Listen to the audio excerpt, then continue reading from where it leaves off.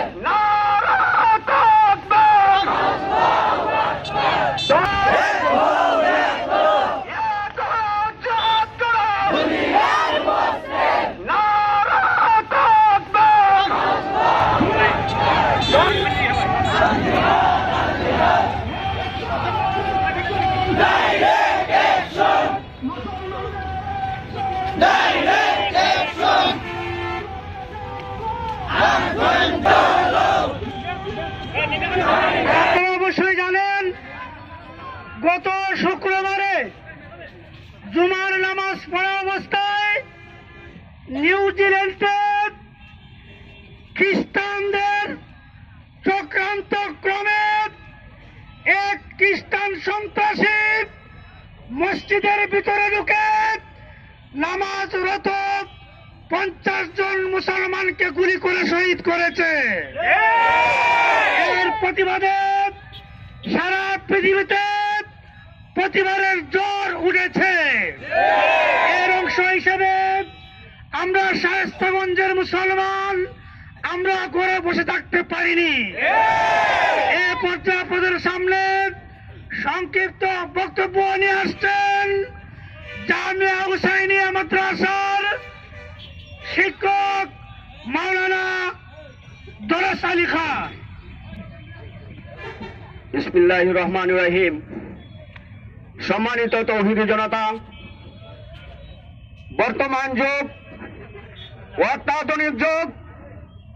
আপনারা সবাই নেটের মাধ্যমে খবর পেয়েছেন, নিউজিল্যান্ডে একটি মসজিদের ভিতর খ্রিস্টান সন্ত্রাসী ঢুকে আমাদের মুসলমান ভাই নামাজরত ছিল, তাদেরকে অতর্কিত গুলি করে শহীদ করে দিয়েছে। সম্মানিত তৌহিদি জনতা, আমরা শায়েস্তাগঞ্জের মুসলমানদের পক্ষ থেকে জাতিসংঘের কাছে জানতে চাই, মসজিদ আল্লাহর ঘর, মুসলমানরা এখানে ইবাদত বন্দেগী করেন, নামাজ আদায় করেন। খ্রিস্টান সন্ত্রাসী ঢুকে মসজিদের ভিতর কেন আক্রমণ করেছে? সম্মানিত তৌহিদি জনতা, মুসলমানদের ইতিহাসে আপনারা কোথাও দেখাতে পারবেন না খ্রিস্টানের গির্জায় ঢুকে, হিন্দুদের মন্দিরে ঢুকে, ইহুদিদের উপাসনালয়ে ঢুকে মুসলমানরা কাপুরুষের মতো কোথাও আক্রমণ করে না। সম্মানিত তৌহিদি জনতা, ইহুদি জাতি কাপুরুষের জাতি, খ্রিস্টান জাতি বেঈমানের জাতি।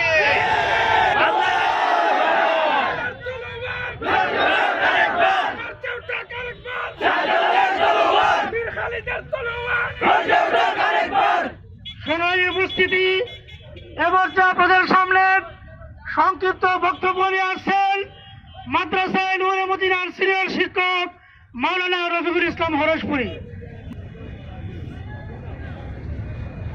আসসালামু আলাইকুম। সংগ্রামী তৌহিদি জনতা, আপনারা শুনতে পেরেছেন, নিউজিল্যান্ডের পবিত্র মসজিদে জুমার দিনে জুমার নামাজরত অবস্থায় খ্রিস্টান সন্ত্রাসী মুসলমানদের উপর বর্বরোচিতভাবে হামলা করে আমার মুসলমান ভাইদেরকে শহীদ করে দিয়েছে। আমি জাতিসংঘের কাছে তার জবাব চাই, যেন জাতিসংঘ সেই খ্রিস্টান সন্ত্রাসীকে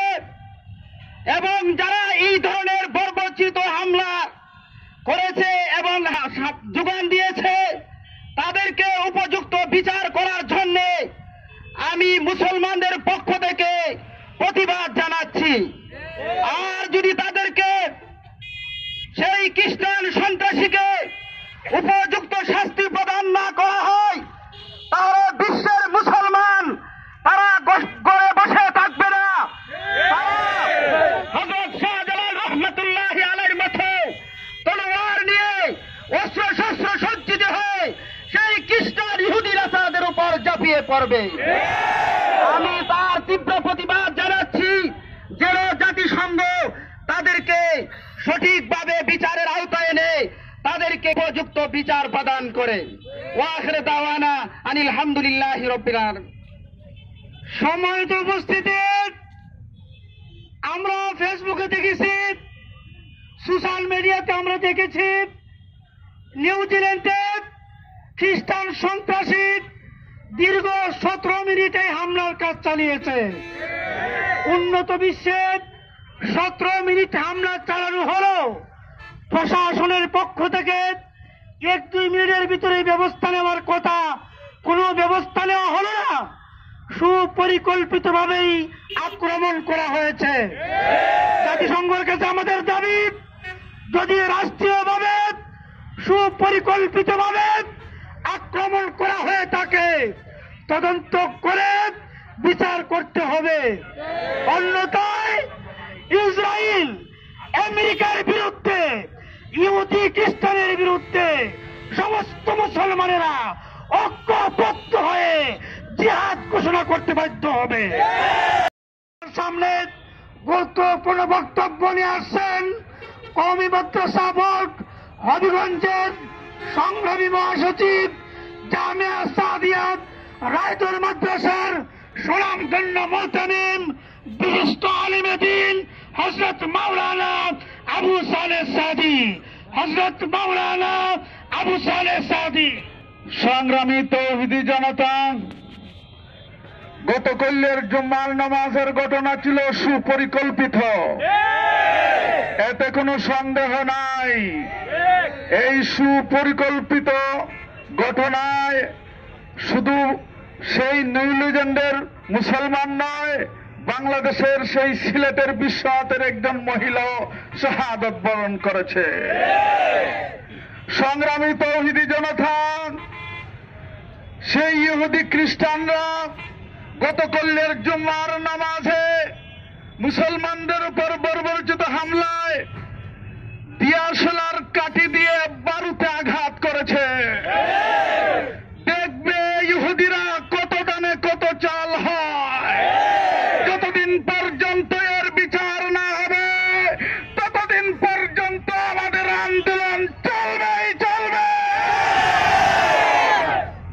সংগ্রামী তৌহিদি জনতা, সেই ফিলিস্তিনের মুসলমান, এরা এদের স্বাধীন ভূমি রক্ষা করতে যদি একটা ইট নিক্ষেপ করে ইহুদিদের উপর আমেরিকা চেঁচামেচি করে সন্ত্রাসী আখ্যা দেয়, জিজ্ঞাসা করতে চাই 50 জন মুসলমান শহীদ হয়ে গেল, বিশ্ব মুরাল্লা কোথায়? যতদিন পর্যন্ত এর বিচার না হবে, ততদিন পর্যন্ত তৌহিদি জনতা রাজপথ ছাড়বে না। জীবনের শেষ বিন্দু রক্ত দিয়ে আমরা এর বিচার ছাড়বো ইনশাআল্লাহ। আপনারা কারা কারা রাজি আছেন?